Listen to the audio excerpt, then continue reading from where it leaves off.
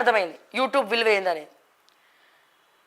మార్చండి మార్చండి అని మొత్తుకున్నాం. ఎవడెవరినైతే మార్చలేదో వాళ్ళందరూ ఓడిపోయారు. అంటే వీళ్ళు చెప్తే మేము ఎందుకు వినాలి అనేది. ఇప్పుడు రేవంత్ చేసేది కూడా గదే. రేవంత్ రెడ్డి గారు చేసేది కూడా అదే చేస్తున్నాడు. మేము ఎందుకు వినాలి? యూట్యూబ్ గాలు గొట్టంగాలు. సో ఈ ఫీలింగ్లో ఉన్నారు చూసిరా. వినాశకాల విపరీత బుద్ధి. ఇక ఏం చేయలేం. ఇక మాట్లాడితే ఏదేదో కుట్రలు చేస్తున్నారు నా మీద. సీఎంఓలో ఏదేదో కుట్రలు. సీఎంఓలు ఆఖరికి ఇంతకి దిగజారిపోతారని చెప్పి నేను కాంగ్రెస్ని అసలు అనుకోలే. ఇంతకి దిగజారిపోయి నేను అడిగే ప్రశ్నలకు సమాధానం చెప్పలేక అయోధ్యారెడ్డి జైపాల్ రెడ్డి వెనకాల పడుతున్నానని చెప్పి కొంతమందికి ఉసిగొల్పి మరి మీరు చేయిస్తున్నటువంటి ప్రయత్నాలు ఏవైతే ఉన్నాయో దాన్ని నన్ను మరింత రెచ్చగొడతాయి బాస్. ఏమాత్రం కూడా వెనకడుగు వేయను. ఇంకా ఇంకా ఇంకా రెచ్చిపోయి ముందరకు పోతా తప్ప వెనకడుగు వేస్తే నేను ఎందుకు శ్రావ్యనైతా? అన్నిటికీ సిద్ధపడే వచ్చిన రంగంలోకి, అన్నిటికీ సిద్ధపడే వచ్చిన. అన్నీ మీరు ఎన్ని చేయండి, మీరు ఎన్ని చేయండి, మీరు ఎన్ని చేయండి. ఒక్కరోజు ఏమైనా స్పీడ్ బ్రేకర్ వేస్తామేమో, బ్రేక్ దొక్కుతామేమో. కానీ మళ్ళనైతే బ్రేక్ దొక్కిన తర్వాత మళ్ళీ బండి స్టార్ట్ చేయాలి, ముందరకు పోవాలి కదా. ఇంకా స్పీడ్ పెంచుతాం ఈసారి. అర్థమైందా అన్న? రేవంత్ అన్న సీఎంఓని సరి చేసుకో అంటే ఏకంగా నా ఛానలే లేకుండా వేసే ప్రయత్నాలు చేస్తున్నావు కదా. ఇంత నలికుట్ల వేషాలు వేస్తున్నావు కదా. అంటే ఏంది? ధైర్యంగా ఎదుర్కొనేటువంటి దమ్ము లేనోడే గిటువంటివన్నీ కూడా చేస్తారు. అరే నా ముందుకొచ్చి మాట్లాడండి బాస్. మీరు దమ్ములు ఉంటే నా ముందుకొచ్చి మాట్లాడండి. ఏం చేస్తారు?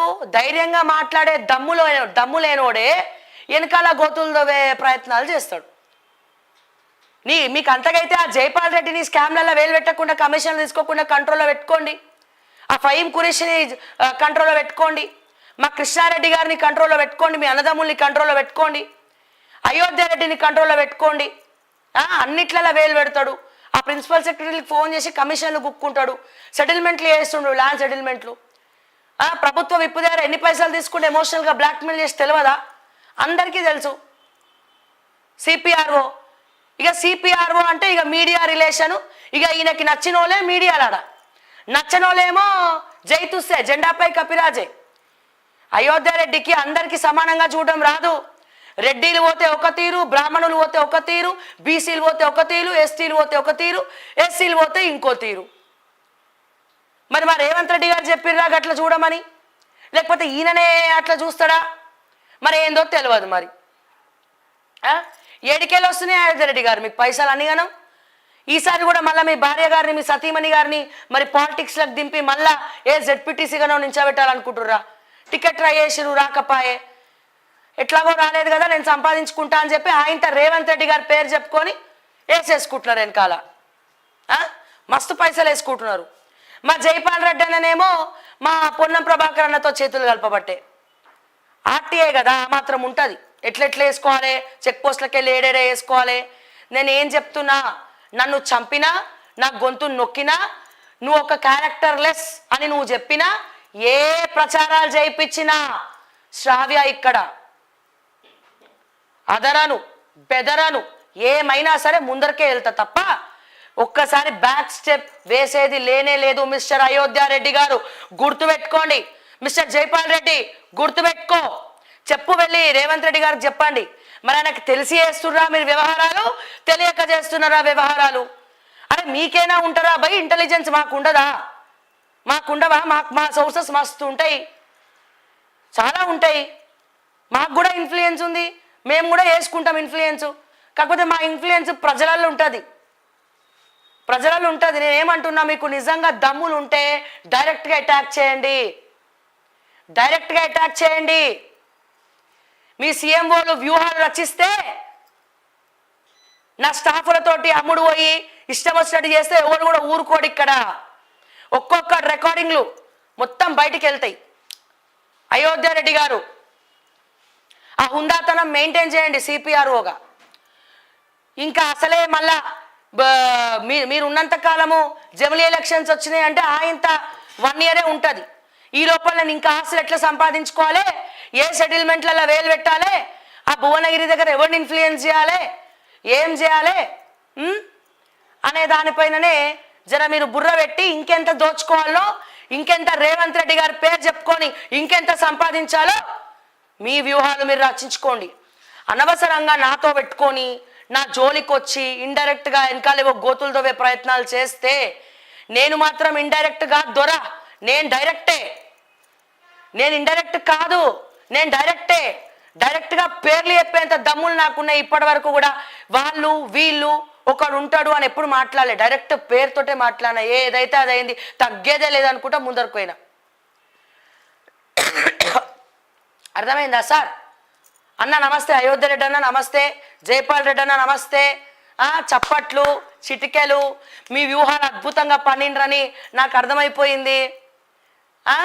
Congratulations, celebrations. చిట్కలు వేసుకొని క్యాలీఫ్లవర్ తీసుకొని మరి మీరు సన్మానించుకోండి మీకు మీరే.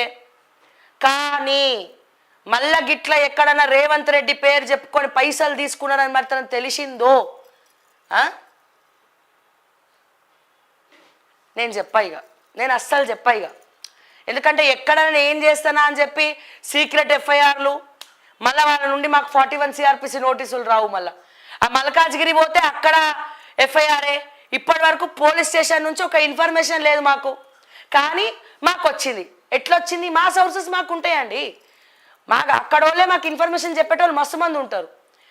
నేనేం చేసినా అడ్డంగా దొరికిపోయారు పోలీసులు, కేసులు పెట్టి ఇప్పుడు హైకోర్టులో వేసినాం. వాడు ఉద్యోగాలన్నీ ఊడిపోతాయట పోలీసు వాళ్ళవి. మా మైకుని చూసి కత్తని రాసిండు ఆయన ఎఫ్ఐఆర్లో. ఇప్పుడు మేము అక్కడ పోయినప్పుడు, మల్కాజ్గిరి పోయినప్పుడు ప్రతిదీ వీడియోలు ఉంటుంది కదా. జడ్జి గారు చూడరా? అసలే మా జడ్జులు చాలా సిన్సియర్ జడ్జులు ఉన్నారు.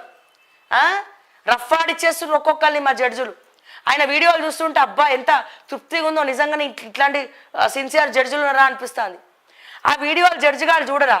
మేము కత్తులు పట్టుకొని పోయినామా, ఓకే టీవీ మైకులు పట్టుకొని పోయినామా, లేకపోతే బెదిరించడానికి పోయినామా, వాళ్ళే కుక్కను వదిలి బెదిరించే ప్రయత్నం చేసిండ్రా, మధ్యలో 100కు మేము ఫోన్ చేసినామా లేదా, ప్రొటెక్షన్ కోసం పోలీసులు వచ్చిండ్రా లేదా, అన్నీ ఉన్నాయి బాస్. ఎందుకు ఈ తొక్కలో తుగ్లక్ వ్యూహాలు మీకు? ఇవన్నీ కూడా ఎందుకు అవసరమా సార్? సో అన్నిటికీ సిద్ధంగానే ఉన్నా, నా పని నేను చేసుకుంటా పోతా. ఇంకా ఇంకా స్పీడప్ చేస్తే తప్ప వెనకడుగు వేసేది లేదు, తగ్గేదే లేదు. నేనేమంటున్నా, జర జాగ్రత్తగా ఉండండి. రేవంత్ రెడ్డి గారు మొత్తం ఈ విషయాలన్నీ బయట పెడుతున్నారు.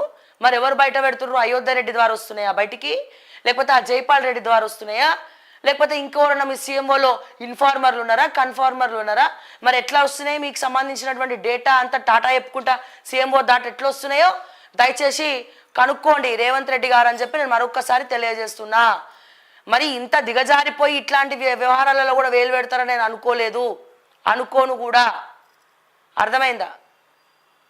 అయోధ్య రెడ్డి గారు మీకే చెప్తా ఉన్నాను, ఓకే? సో ముఖ్యంగా ఇక్కడ ఇంకో విషయం ఏంటంటే, మనం చూద్దాం, ఆంధ్రజ్యోతి చూద్దాం ముందుగా.